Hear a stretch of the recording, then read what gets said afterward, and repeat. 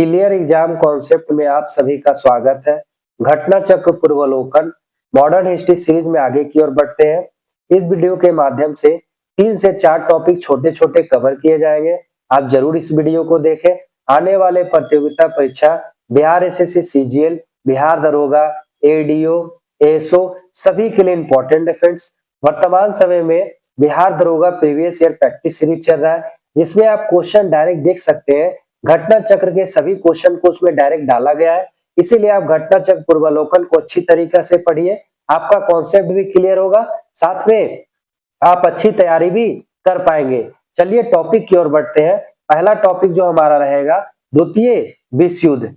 पहले क्वेश्चन की ओर बढ़ते हैं। द्वितीय विश्व युद्ध का पहला क्वेश्चन दिया गया है, द्वितीय विश्व युद्ध के संबंध में भारतीय राष्ट्रीय कांग्रेस की क्या नीति थी। तो द्वितीय विश्व युद्ध के संबंध में भारतीय राष्ट्रीय कांग्रेस की नीति पूछा जा रहा है। तो उनकी नीति जो थी भारतीय राष्ट्रीय कांग्रेस की, पूर्ण स्वतंत्रता का आश्वासन मिलने पर ब्रिटेन को सहयोग, पूर्ण स्वतंत्रता का आश्वासन मिलने पर ब्रिटेन को सहयोग जो था द्वितीय विश्व युद्ध में भारतीय राष्ट्रीय कांग्रेस की नीति थी। विस्तृत अध्ययन देख लेते हैं। द्वितीय विश्व युद्ध कब प्रारंभ हुआ था? तो 1939 में प्रारंभ हुआ और 1945 ईस्वी तक चला। लगभग 1945 तक द्वितीय विश्व युद्ध चला। कांग्रेस ने इस युद्ध में समर्थन के बदले, कांग्रेस जो है समर्थन करना चाह रही थी द्वितीय विश्व युद्ध में ब्रिटेन का। वो किस शर्त पर? कि भारत को आप स्वतंत्र घोषित कर दीजिए, इस प्रस्ताव के साथ करना चाह रही थी। परंतु वायसराय लॉर्ड लिथगो ने भारतीय विधानमंडल की सहमति के बिना भारत को युद्ध में शामिल कर लिया। साथ ही देश में आपातकाल की घोषणा कर दी गई। कांग्रेस कार्य समिति ने युद्ध के उद्देश्यों की घोषणा करने की मांग की। यह भी मांग की कि युद्ध के बाद भारत को स्वतंत्र कर दिया जाए। नेक्स्ट क्वेश्चन की ओर बढ़ते हैं। नेक्स्ट क्वेश्चन में कथन दिए गए और कारण दिए गए। चलिए कथन की ओर देखते हैं।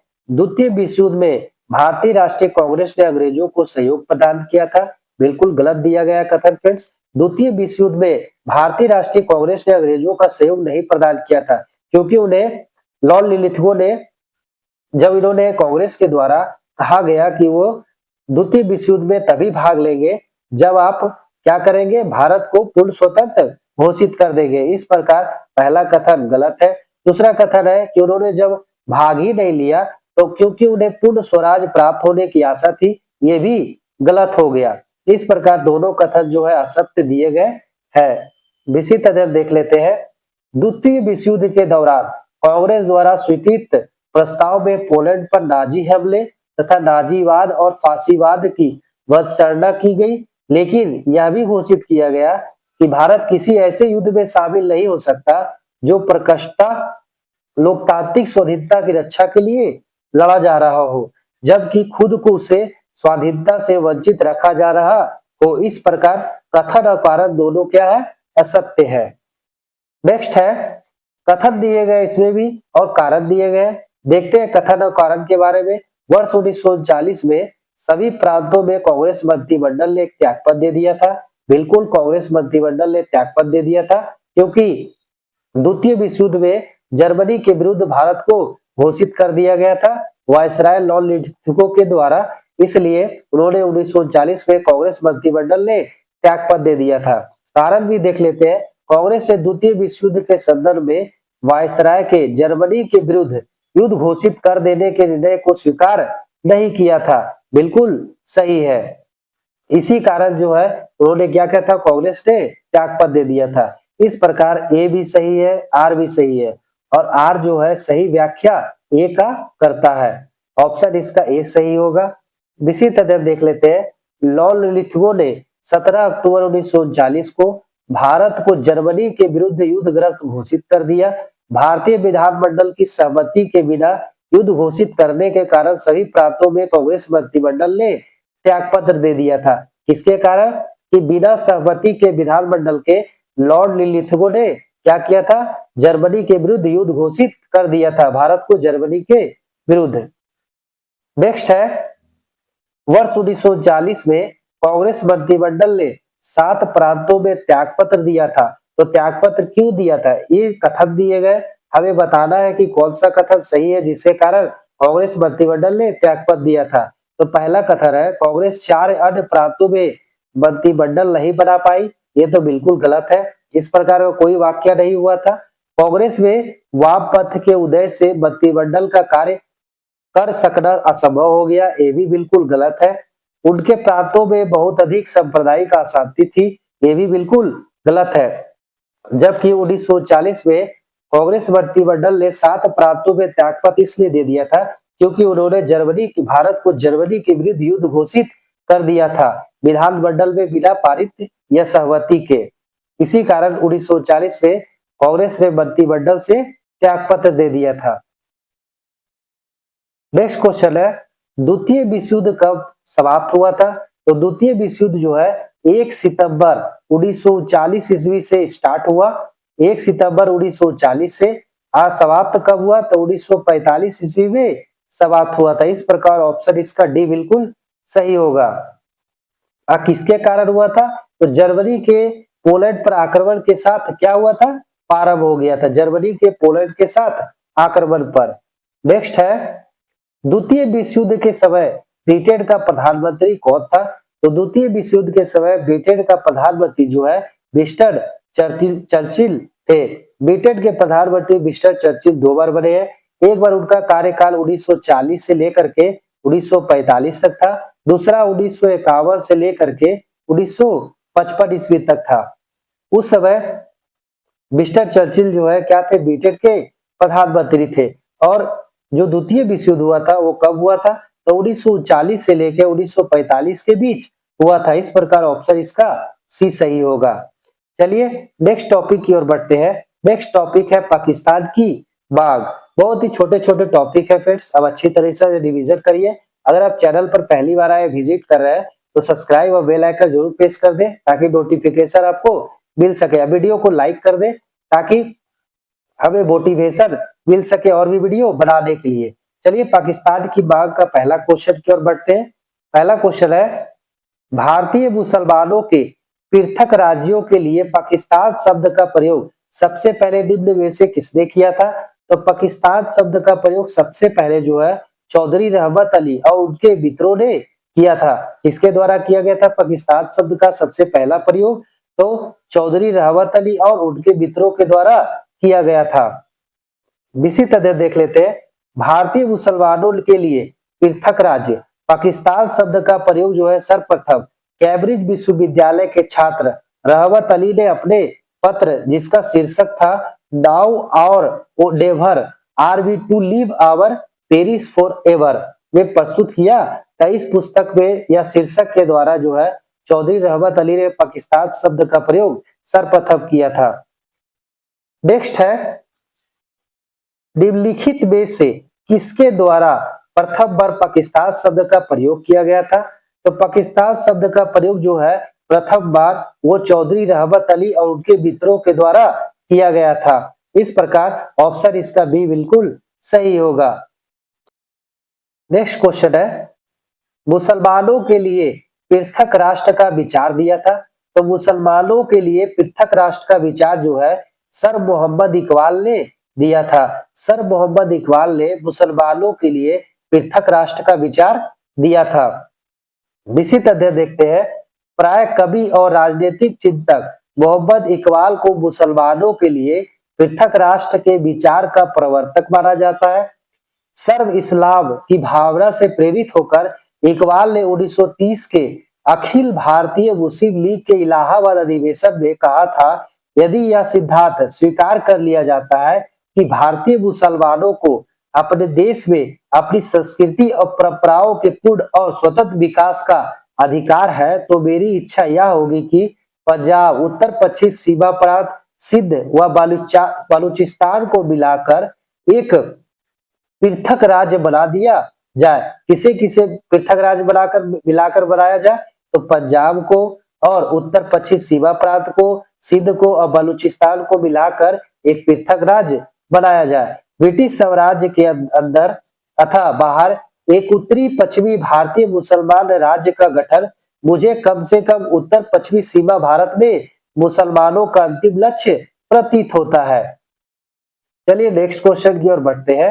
निम्नलिखित में से किसने सर्वप्रथम भारत में एक पृथक मुस्लिम राज्य का प्रस्ताव रखा था। तो भारत में सर्वप्रथम एक पृथक मुस्लिम राज्य का प्रस्ताव जो है मोहम्मद इकबाल के द्वारा रखा गया था।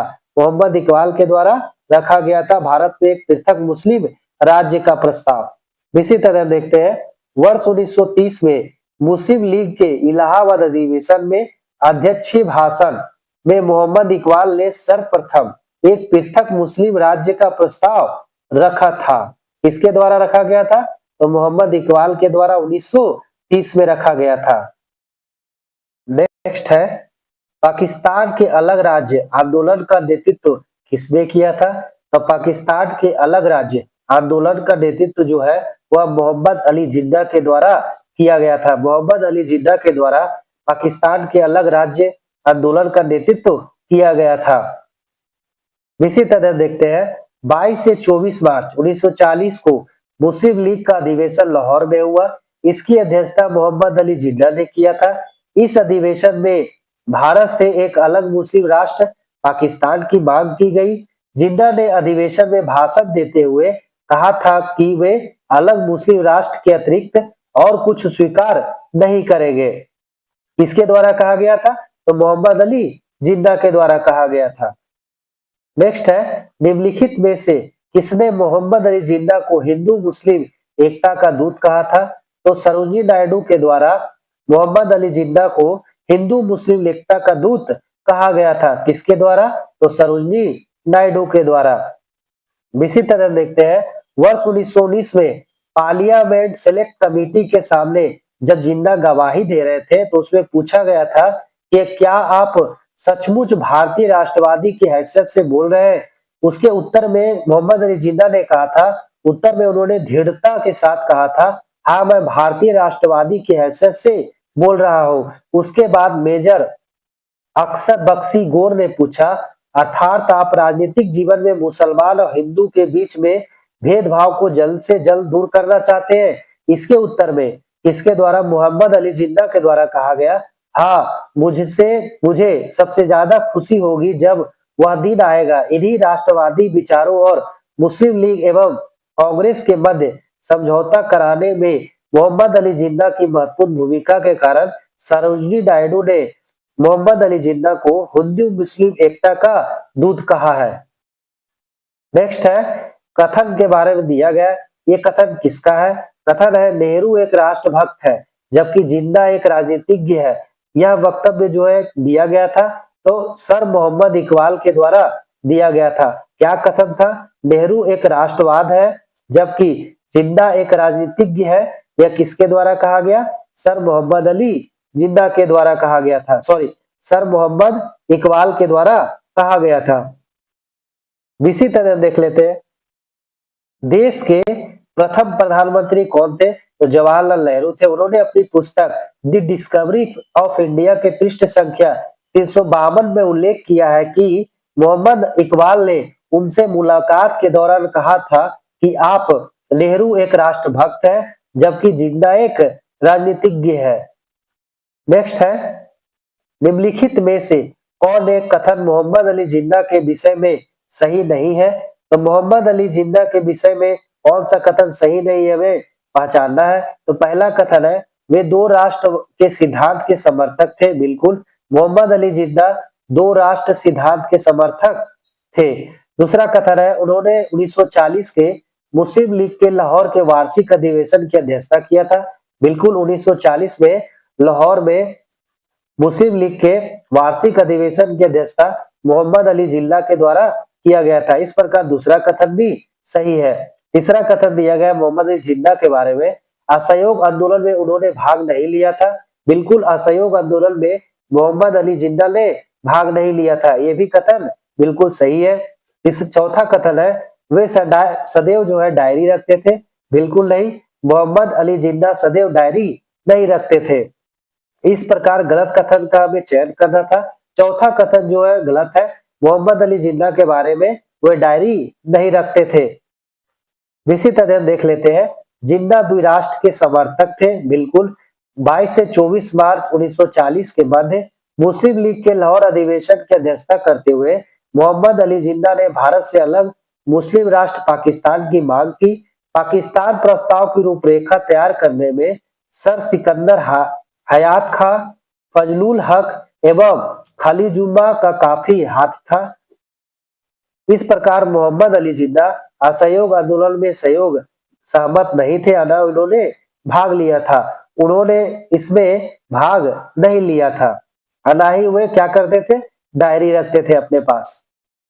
नेक्स्ट है, मुस्लिम लीग के लिए एक पृथक देश की प्रथम बार एक निश्चित अभिव्यक्ति कहाँ हुई थी? तो मुस्लिम लीग के लिए एक पृथक देश की प्रथम बार एक निश्चित अभिव्यक्ति जो है 1930 के मुस्लिम लीग के इलाहाबाद अधिवेशन में मोहम्मद इकबाल के अध्यक्षीय भाषण में हुआ था। मुस्लिम लीग के लिए एक पृथक देश की प्रथम बार एक निश्चित अभिव्यक्ति जो हुआ था 1930 के मुस्लिम लीग के इलाहाबाद अधिवेशन के मोहम्मद इकबाल के अध्यक्षीय भाषण में हुआ था। इसी तरह देख लेते हैं,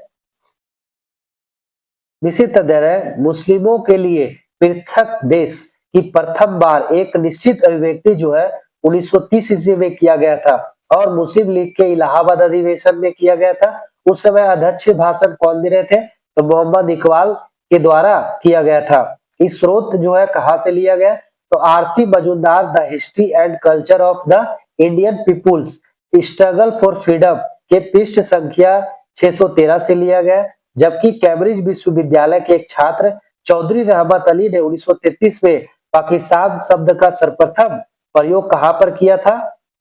तो उन्होंने प्रयोग किया था now or never are we to live or perish forever नाम से वितरित अपने पैम्पलेट में किया था। ब्रिटिश भारत की 5 उत्तरी राजनीतिक इकाइयों के नामों को मिलाकर यह नाम बनाया गया था।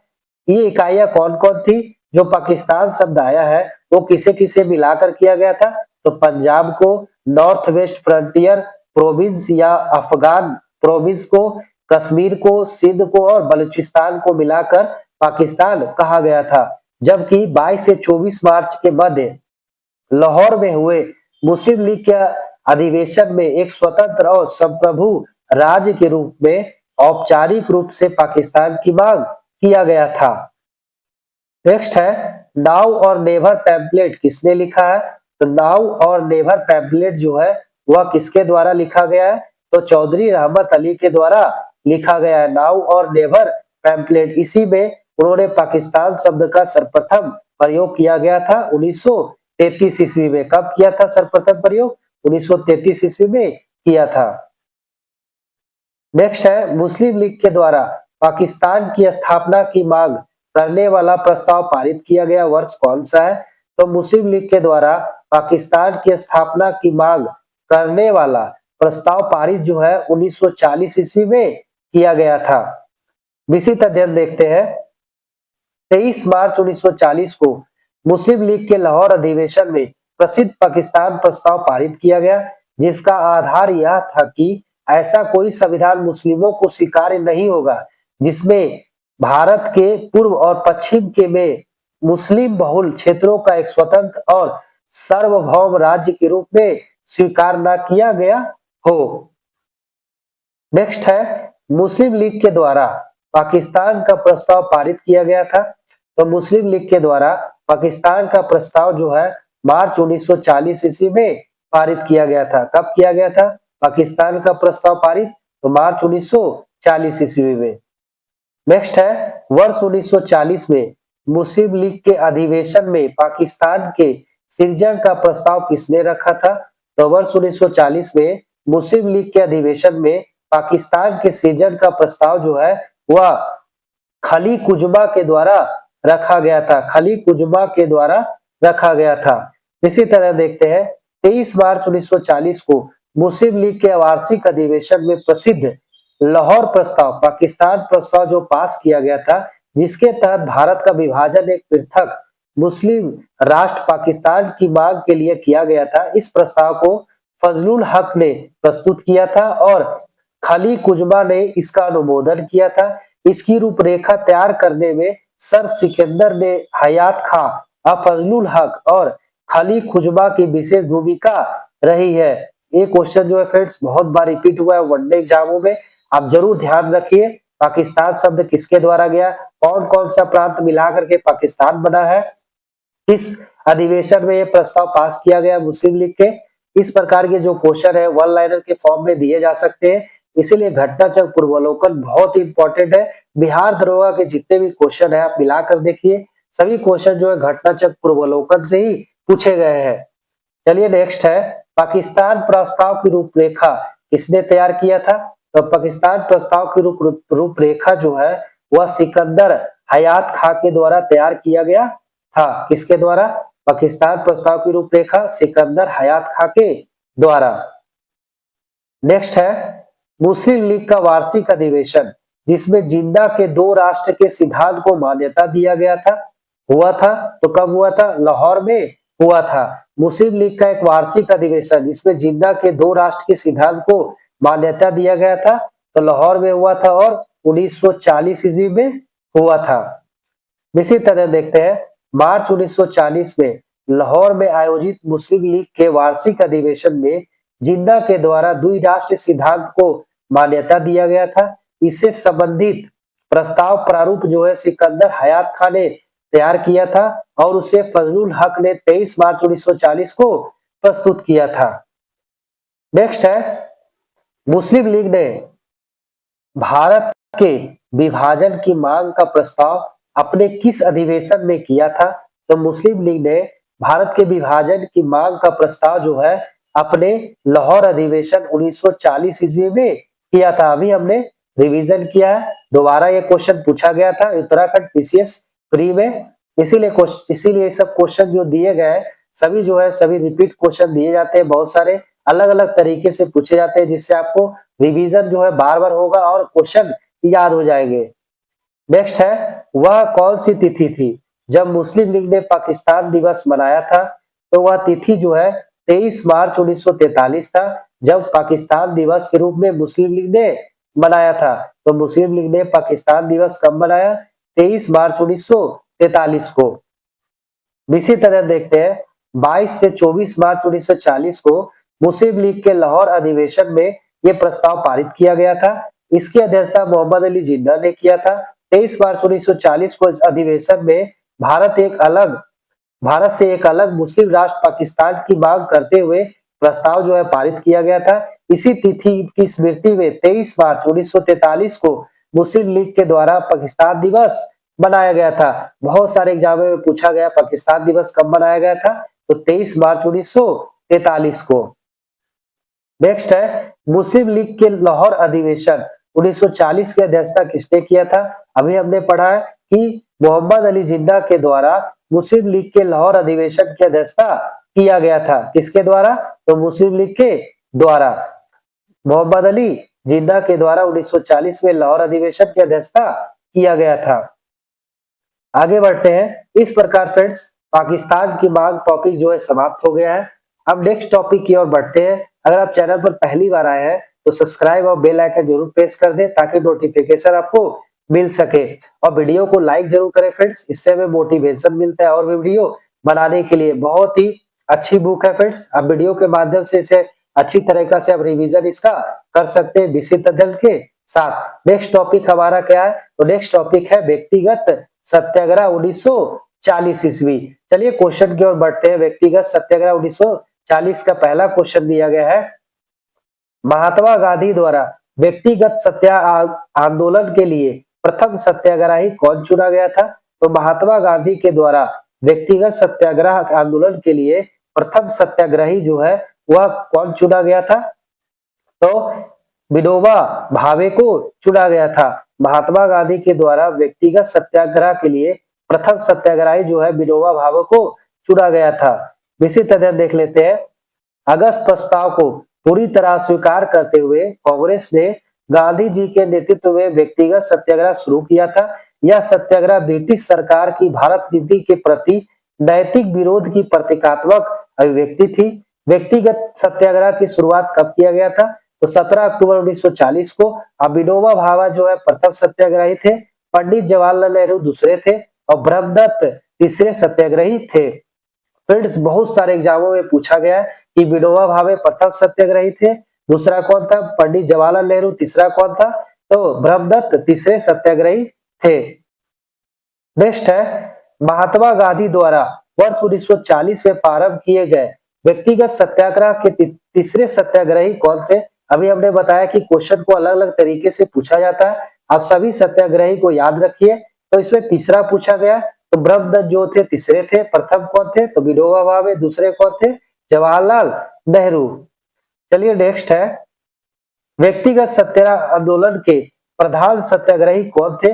तो व्यक्तिगत सत्याग्रह आंदोलन के प्रधान सत्याग्रही जो है प्रथम सत्याग्रह आंदोलन जो थे वो कौन थे, प्रथम में कौन थे, तो विनोबा भावे जो प्रथम सत्याग्रही थे वही जो है प्रधान सत्याग्रही थे, किसके, व्यक्तिगत सत्याग्रह के। नेक्स्ट है व्यक्तिगत सत्याग्रह जिसे इंडिविजुअल सिविल डिसओबीडियंस किसने आरंभ किया था। तो व्यक्तिगत सत्याग्रह जो है विनोबा भावे के द्वारा प्रारंभ किया गया था, किसके द्वारा, तो विनोबा भावे के द्वारा प्रारंभ किया गया था। नेक्स्ट है व्यक्तिगत सत्याग्रह में विनोबा भावे को प्रथम सत्याग्रही चुना गया था, तो दूसरा कौन थे, विनोबा भावे प्रथम सत्याग्रही थे व्यक्तिगत सत्याग्रह में। दूसरा जो है पंडित जवाहरलाल नेहरू थे, कौन थे दूसरा सत्याग्रही, तो पंडित जवाहरलाल नेहरू थे। तीसरे कौन थे, तो ब्रह्मदत्त थे तीसरे सत्याग्रही। नेक्स्ट है 1940 में विनोबा भावे ने व्यक्तिगत सत्याग्रह कहां से आरंभ किया था, तो 1940 ईस्वी में व्यक्तिगत सत्याग्रह जो है विनोबा भावे के द्वारा शुरू किया गया था। यह पावनार महाराष्ट्र में प्रारंभ किया गया था। कहां पर प्रारंभ किया गया था व्यक्तिगत सत्याग्रह, तो पावनार महाराष्ट्र में प्रारंभ किया गया था व्यक्तिगत सत्याग्रह। इसी तरह देखते हैं अगस्त प्रस्ताव 1940 की असफलता के बाद भारतीय राष्ट्रीय कांग्रेस ने महात्मा गांधी के नेतृत्व में 17 अक्टूबर 1940 को व्यक्तिगत सत्याग्रह आरंभ कर दिया। यह आंदोलन पावनार आश्रम महाराष्ट्र से शुरू हुआ था, जिसके पहले सत्याग्रही कौन थे, तो आचार्य विनोबा भावे थे। दूसरे पूछा जाए तो कौन थे, कमेंट करके बताइए। तीसरे कौन थे, ये भी कमेंट करके आप हमें बता सकते हैं। चलिए नेक्स्ट है सर्वोदय शब्द का प्रयोग सर्वप्रथम किसने किया था, तो सर्वोदय शब्द का प्रयोग जो है सर्वप्रथम महात्मा गांधी के द्वारा किया गया था। किसके द्वारा किया गया था, सर्वोदय शब्द का प्रयोग सर्वप्रथम महात्मा गांधी के द्वारा। इसी तरह देखते हैं सर्वोदय शब्द का प्रयोग सर्वप्रथम महात्मा गांधी ने किया था। विनोबा भावे द्वारा महात्मा गांधी जी के आदर्शों के प्रचार के लिए सर्वोदय शब्द की स्थापना किया गया था। किसके लिए, तो सर्वोदय समाज की स्थापना किया गया था गांधी जी के आदर्शों के प्रचार के लिए। नेक्स्ट है इसमें कथन दिए गए और कारण दिए गए, कौन कथन सही है या कारण सही है, दोनों सही है, हमें बताना है। चलिए देखते हैं। पहला कथन है कि अक्टूबर 1940 में महात्मा गांधी ने कुछ चुने हुए लोगों द्वारा सिविल सत्याग्रह आह्वान किया था। बिल्कुल, अक्टूबर 1940 में महात्मा गांधी जी द्वारा कुछ चुने हुए लोगों द्वारा सिविल सत्याग्रह का शुरुआत किया गया था। पहला जो कथन दिया गया बिल्कुल सत्य दिया गया। यह सत्याग्रह इसलिए सीमित रखा गया ताकि ब्रिटेन के युद्ध प्रयासों को ठेस न पहुंचे। ये जो कारण दिया गया बिल्कुल गलत दिया गया, क्योंकि सीमित इसलिए रखा गया था क्योंकि भारत में जो उथल पुथल हो गए उसके कारण ब्रिटेन को क्या हो सके, ब्रिटेन को शर्मिंदा होना ना पड़े। किसके कारण, सत्याग्रह के कारण। इस प्रकार जो कथन दिया गया है, पहला कथन जो दिया गया सही दिया गया, परंतु जो कारण दिया गया वो गलत दिया गया है। ऑप्शन के अनुसार इसका सही ऑप्शन जो होगा फ्रेंड्स वो डी होगा। कथन सही है परंतु कारण जो है गलत है। इसी तरह देख लेते हैं अगस्त प्रस्ताव को पूर्णतः अस्वीकार करने के बाद 17 अक्टूबर 1940 को गांधी जी ने कुछ चुनिंदा व्यक्तियों द्वारा सिविल सत्याग्रह या व्यक्तिगत सत्याग्रह का शुरुआत किया था। सत्याग्रही को सीमित रखा गया था ताकि द्वितीय विश्व युद्ध के दौरान भारत में बड़े पैमाने पर जो उथल पुथल हो रहा है उससे ब्रिटेन को शर्मिंदा ना होना पड़े। हिंदी में पूछे गए जो प्रश्न है इस प्रकार इसका आंसर जो है डी बिल्कुल सही होगा। नेक्स्ट टॉपिक आ गया फ्रेंड्स, बहुत ही छोटा टॉपिक था व्यक्तिगत सत्याग्रह। अब नेक्स्ट टॉपिक जो है हमारा क्रिप्स मिशन है जो 1942 ईस्वी में आया था। चलिए इसके क्वेश्चन की ओर हम लोग बढ़ते हैं। इसका क्वेश्चन में पहले क्वेश्चन की ओर बढ़ते हैं। क्रिप्स मिशन 1942 का पहला क्वेश्चन दिया हुआ है, भारत में किप्स मिशन किस वर्ष आया था? तो भारत में जो किप्स मिशन है वो 1942 ईस्वी में आया था। किप्स मिशन भारत कब आया था? तो 1942 ईस्वी में किप्स मिशन आया था। इसी तरह देखते हैं द्वितीय विश्व युद्ध में जापान की बढ़ती हुई शक्ति को देखते हुए अंतर्राष्ट्रीय समुदाय विशेषकर संयुक्त राज्य अमेरिका, चीन, ऑस्ट्रेलिया ने ब्रिटेन पर भारत को स्वतंत्र करने के लिए दबाव बढ़ाया, जिसके फलस्वरूप स्टेप्ड क्रिस्ट ने के नेतृत्व में भारतीय नेताओं में वार्ता हेतु मार्च 1942 में क्या आया था? क्रिप्स मिशन आया था। तो इसके क्रिप्स मिशन के अध्यक्ष कौन थे? स्टोफेड क्रिप्स जो है इसके अध्यक्ष थे। नेक्स्ट है ब्रिटानिया सरकार के प्रस्तावों की प्रारूप घोषणा जो सर स्टेफेड क्रिप्स लाए थे वे सम्मिलित है। तो कौन कौन सी बातें जो है स्टेफेड क्रिप्स के द्वारा जो लाया गया था क्रिप्स मिशन, उसमें कौन कौन सी बातें सही है हमें बताना है। तो पहला है भारत को एक डोमिनियन स्थिति दिया जाना चाहिए। बिल्कुल, ये जो दिया गया था 1942 में जो क्रिप्स मिशन आया था उसमें कहा गया था भारत को एक डोमिनियन स्थिति दिया जाना चाहिए। दूसरा है सब प्रांत और राज्यों को मिलाकर एक भारतीय संघ होना चाहिए। बिल्कुल, ये भी कथन जो दिया गया दूसरा कथन सही है। तीसरा है कोई भी प्रांत या भारतीय राज्य भारतीय संघ के बाहर रहने का निर्णय ले सकता है। ये भी जो दिया गया है क्रिप्स मिशन में ये भी कथन बिल्कुल था कि भारतीय राज्य जो है भारतीय संघ के बाहर रहने का निर्णय ले सकता है। चौथा जो दिया गया है कि भारत का संविधान भारत की जनता द्वारा निर्मित किया जाएगा। क्रिप्स मिशन में ये भी बात कहा गया था कि भारत को जो संविधान है वो भारत की जनता द्वारा निर्मित किया जाएगा। इस प्रकार जो चारों कथन दिए गए हैं क्रिप्स मिशन 1942 में, ये सभी कथन जो दिए गए हैं सही दिए गए हैं। इसी तरह देख लेते हैं क्रिप्स मिशन जो है 1942 में आया था मार्च के महीने में। यह भारत पहुंचकर एक प्रस्ताव प्रस्तुत किया जिसमें इस प्रकार की शर्तें थी। युद्ध के बाद भारत को डोमिनियन राज्य का दर्जा दिया जाएगा जो किसी बाहरी सत्ता के अधीन नहीं होगा। दूसरा है भारतीयों को अपना संविधान निर्मित करने का अधिकार दिया जाएगा, जिसके युद्ध के बाद एक संविधान निर्मात्री परिषद बनेगी जिसमें ब्रिटेन भारत के प्रांतों के निर्वाचित सदस्य और देसी राजवाड़े के प्रतिनिधि शामिल होंगे। चौथा तीसरा दिया गया है ब्रिटिश का कोई प्रांत यदि नए संविधान को स्वीकार नहीं करना चाहे तो उसे वर्तमान संवैधानिक स्थिति बनाए रखने का अधिकार होगा और नए संविधान को ना स्वीकार करने वाले प्रांतों को अपना अलग संविधान बनाने की आज्ञा दिया गया था। जो संविधान बनेगा अगर वो अलग बनाना चाहते संविधान तो ये भी कहा गया था कि वो अपना अलग संविधान बना सकते हैं जो इस संविधान से सहमत हो। तो क्रिप्स मिशन में सब बातें कहा गया था। चौथा में कहा गया था कि युद्ध के दौरान ब्रिटिश वायसराय की एक नई कार्यकारिणी परिषद का गठन किया जाएगा जिसमें भारतीय जनता के प्रमुख वर्गों के प्रतिनिधि शामिल होंगे, लेकिन रक्षा मंत्रालय ब्रिटिश नेतृत्व के पास होगा। नेक्स्ट है 1942 के क्रिप्स मिशन का एक महत्वपूर्ण पहलू था। तो 1942 के क्रिप्स मिशन का जो एक महत्वपूर्ण पहलू था उसे ही देख लेते हैं ताकि हमें क्वेश्चन में कंफ्यूजन ना हो। तो द्वितीय विश्व युद्ध के तुरंत पश्चात भारत संघ की स्थापना करना और उसे डोमिनियन प्रदान करना। जो 1942 में क्रिप्स मिशन आया था उसमें जो सबसे महत्वपूर्ण जो पहलू था वो था कि भारत संघ की स्थापना करना युद्ध के बाद और उसे डोमिनियन स्टेट प्रदान करना। किसे? भारतीय संघ को। इस प्रकार ऑप्शन जो इसका 2 सही है। नेक्स्ट है निम्नलिखित में से कौन सा क्रिप्स मिशन के संबंध में सही नहीं है। तो 4 कथन दिए गए, कौन सा कथन जो है क्रिप्स मिशन के संबंध में सही नहीं है। पहला है युद्ध समाप्त होने पर डोमिनियन राज्य का दर्जा। बिल्कुल, क्रिप्स मिशन में था डोमिनियन राज्य का दर्जा युद्ध समाप्त होने के बाद। संविधान सदन द्वारा निर्मित संविधान मान्य होगा। बिल्कुल, संविधान सदन द्वारा निर्मित संविधान मान्य होगा।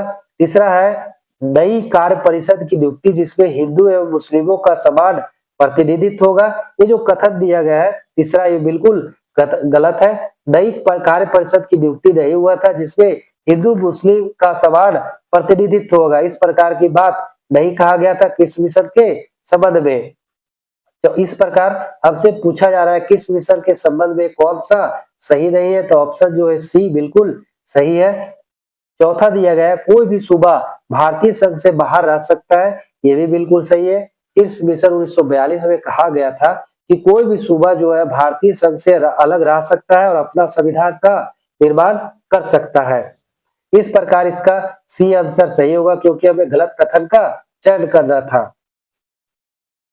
नेक्स्ट है, सर स्टेफर्ड क्रिप्स की योजना में यह परिकल्पना थी कि द्वितीय विश्व युद्ध के बाद, तो सर स्टेफर्ड क्रिप्स की योजना में यह परिकल्पना थी कि द्वितीय विश्व युद्ध के बाद क्या होगा, तो द्वितीय विश्व युद्ध के बाद भारत को डोमिनियन स्टेट दे देना चाहिए। क्रिप्स मिशन में कहा गया था कि युद्ध समाप्ति के बाद क्या होगा, भारत को डोमिनियन स्टेट्स दे देना चाहिए।